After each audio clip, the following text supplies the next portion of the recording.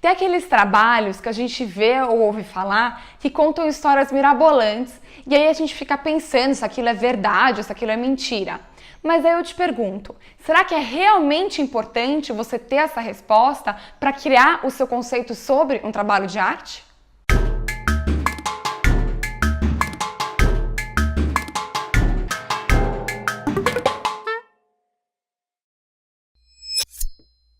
O artista britânico Damien Hirst, que é hoje um dos mais caros, um dos mais populares do mundo, ele fez ano passado uma exposição muito legal que era uma paralela da Bienal de Veneza. Ele pegou 2 palacetes e trouxe para os palacetes obras incríveis que ele encontrou de um náufrago. Quando você entra na exposição, você vê que tem 200 peças, esculturas incríveis que foram encontradas por ele, por uma equipe no Oceano Índico, e era um navio que afogou nesse oceano no século II. Ele encontrou essas obras, resgatou tudo isso e trouxe para o público ver. E é muito legal porque você vê as histórias, você vê o que é cada obra, tem fotografias, tem vídeos e até tem um vídeo, um documentário no Netflix. E isso é tudo muito legal, muito lindo, né? Só que agora eu vou contar, é tudo mentira. Ele criou tudo aquilo, não tinha nada de verdade. Ou seja, ele nunca encontrou aquele navio, esse navio nem mesmo afundou. E o Damien Hirst, ele é megalomaníaco. Ele gastou 65 milhões de dólares para criar essa exposição. Ele criou mesmo essas esculturas gigantescas, com cracas, imitando mesmo como se esses objetos tivessem ficado séculos e séculos embaixo d'água. Aí ele pegou navios, tripulação, helicóptero para filmar, jogou todas essas esculturas dentro do mar e resgatou e filmou tudo isso. Eu fui descobrir logo, muito depois que eu já tinha entrado na exposição. E aí, na verdade, não é decepcionante, na verdade é mais incrível ainda. Uma das verdades mentiras mais bem contadas na história da arte, ou a mais famosa, é a do Piero Manzoni, que em 1961 criou a merda de artista. Era uma lata que estava escrito: aqui contém 30 gramas de merda de artista fresca. Ele fez 90 latas dessas, traduziu para 4 línguas esses rótulos e tinha 30 gramas, ele pesava 30 gramas daquela lata. A lata custava, ele colocou o preço do que valia 30 gramas de ouro na época. E ele jogou isso no mercado de arte, ou seja, foi o maior rebuliço. Como é que você vai comprar cocô de um artista a preço de ouro? Mas isso foi incrível, porque na verdade ele estava criticando o mercado da arte, ele estava querendo saber que valor que ia atingir aquela obra dentro do mercado, se as pessoas iam mesmo comprar ou não iam comprar. Ele estava criticando e falando sobre a autenticidade de uma obra, a originalidade de uma obra e do artista, essa ideia do artista que é único, que é um mito. E o que é mais legal é que, na verdade, você não sabe se tem cocô de artista dentro da lata ou se não tem merda nenhuma. Se você abrir ou se o colecionador abrir aquela lata, ele vai perder todo o dinheiro que ele investiu para comprar.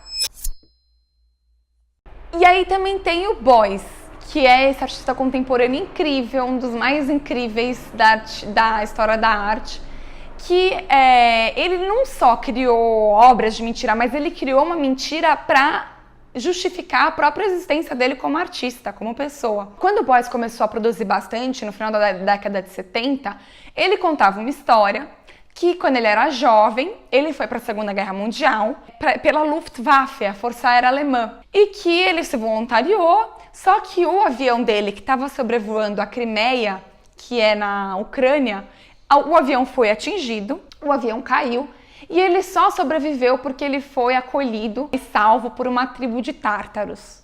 E que essa tribo usou vários conhecimentos ancestrais e envolveu o corpo dele com feltro, com banha de animal, e que por isso que ele pôde se salvar. Por que ele falava isso, né?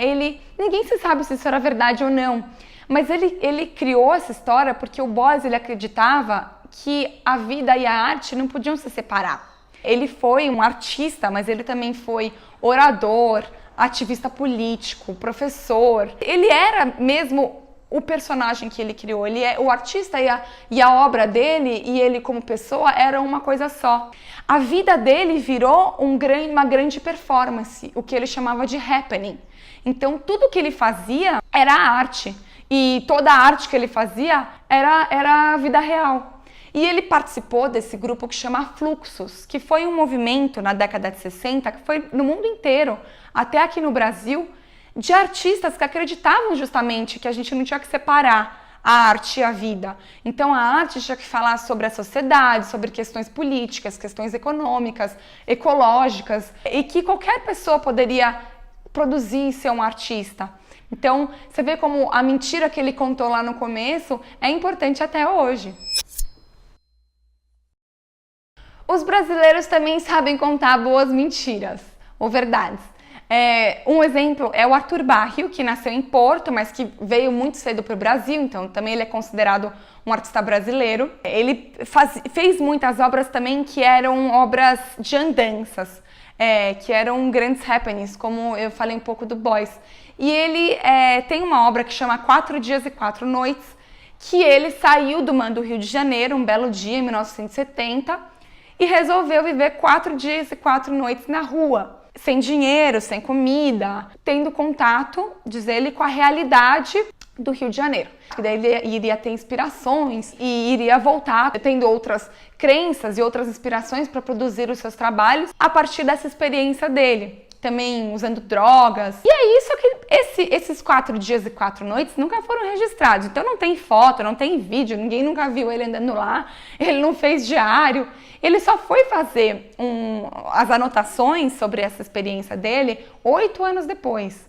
Então, não se sabe, na verdade, o que ele viveu lá, né? Então, algumas coisas ele se desdiz, então ele fala uma coisa, depois ele diz outra. Ele fala que usou droga e depois ele fala que não usou. E ele fala que ele lembra, depois ele fala que não lembra de mais nada. E também a memória, né? Se ele passou mesmo por essa experiência, a memória influencia muito no que aconteceu naquela época.